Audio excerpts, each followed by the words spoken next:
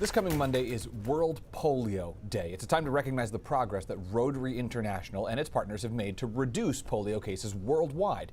The groups have immunized more than 2 billion children across 122 countries. And it's important because the disease can cause paralysis and even death.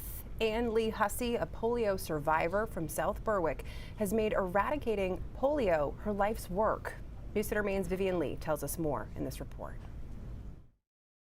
Hussey was just 18 months old when she contracted polio, which left her with weakened muscles in both of her legs, requiring her to wear a brace on her right leg. She also underwent a number of surgeries, including one at the age of 3. The ligaments, they went in and just moved them around a little bit, reattached them to places, and it allowed me to walk. Later, as a member of the Rotary Club of Portland Sunrise, she traveled to more than a dozen countries where polio is still a threat to immunize children by administering oral polio drops. During her first trip to India, Lee found her calling after meeting a 9-year-old girl who had a metal brace on her right leg, similar to the one she had as a child. It was at that moment that I really decided I was going to try to do the best that I could so that no other child would be affected. Over the past 20 years, Lee has organized and led nearly 30 immunization teams.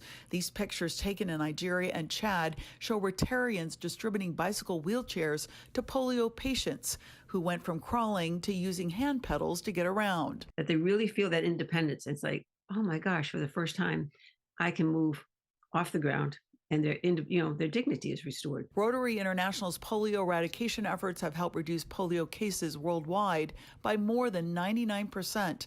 But the fight against polio is not over, even in the U.S.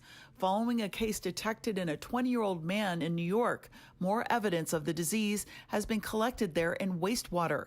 According to the Maine CDC, Maine's childhood polio vaccination rate is 96% or higher for each age bracket. Dr. Dora Mills, the Chief Health Improvement Officer for Maine Health, says unvaccinated adults and children need to be immunized. We do have kids who aren't vaccinated, and they are at high risk, particularly now with poliovirus circulating again.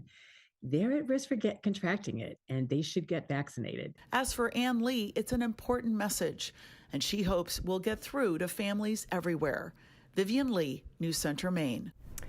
If you would like more information on how you can help end polio, just go to our website or our mobile app.